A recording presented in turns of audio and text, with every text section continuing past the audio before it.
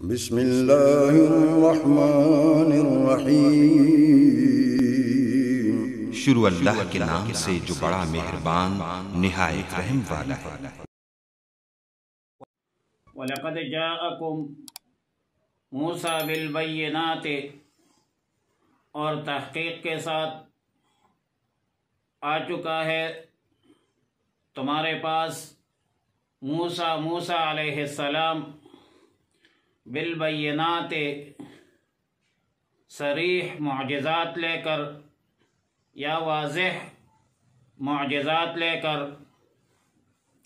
بنیادی طور پر یہ یہودیوں کے دعوے کی نفی اور یہودیوں کی کذبی بیانی کا بیان ہے۔ یہود کہتے ہیں اور ان کا دعویٰ ہے کہ نؤمن بما انزل علینا، کہتے ہیں کہ ہم پر جو نازل ہوا ہے ہم اسی کو مانتے ہیں۔ تو یہودیوں ذرا یہ بتاؤ کہ فرعون غرق ہونے کے بعد میدان تہ میں بچھڑے کو معبود کس نے بنایا؟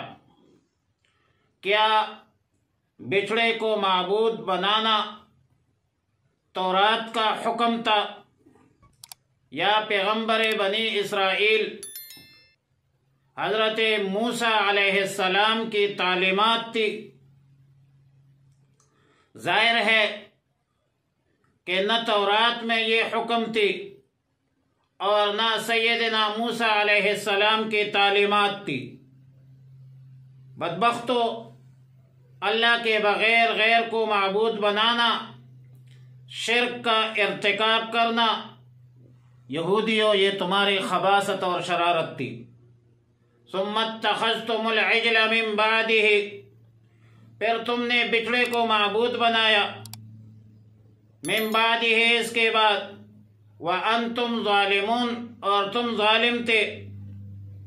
ادھر ظلم بمعنی شرک ہے، ان الشرک لظلم عظیم کی بنیاد پر، اور وانتم ظالمون اے وانتم مشرکون، اسی حال میں کہ تم شرک کرتے رہے، اور جب تم شرک کرتے ہو تو تم نے تورات کو کب تسلیم کیا ہے؟ کذب بیانی مت کرو۔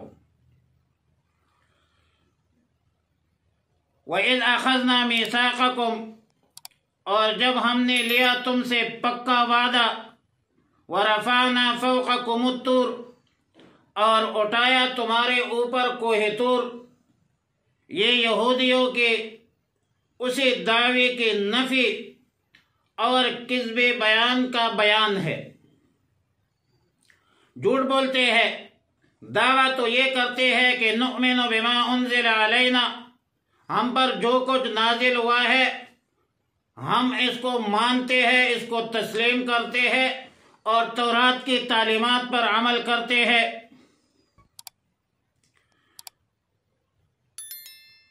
بدبختو،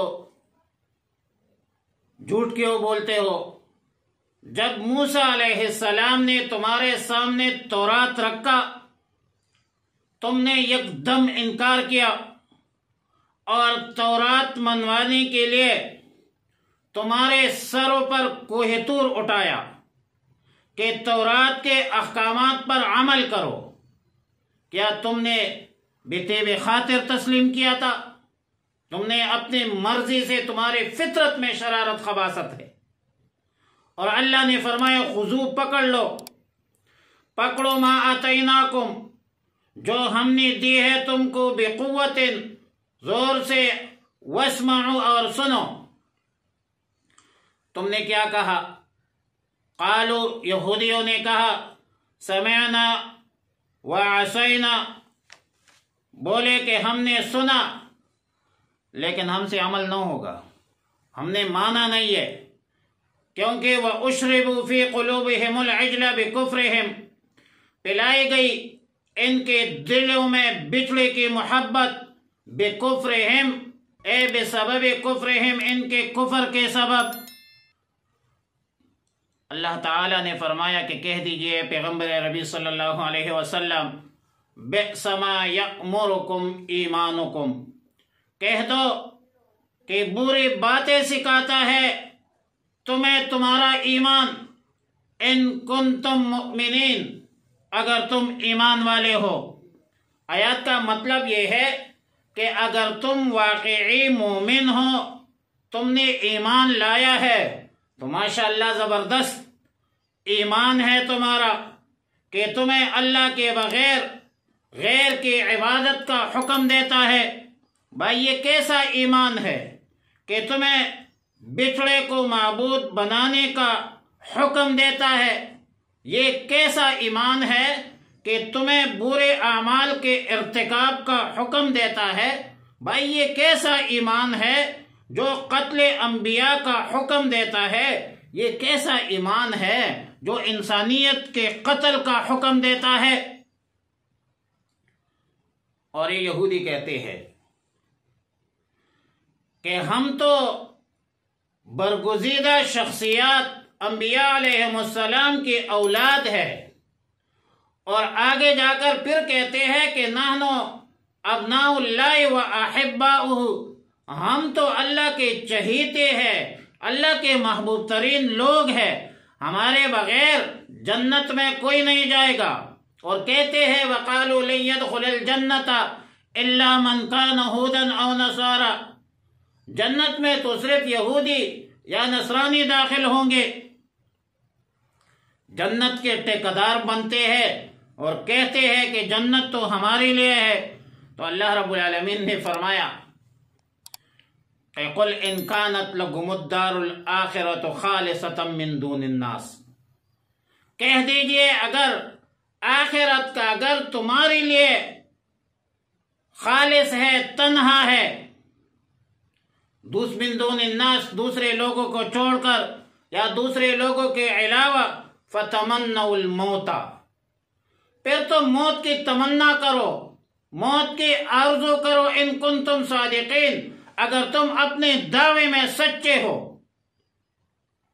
यहाँ अद्दारुल आखिरत से मुराद जन्नत और अन्नास से मुराद तमाम लोग हैं। वो लोग जो इनके दीन पर नहीं है, यहूदी नहीं है, सेहूनी नहीं है।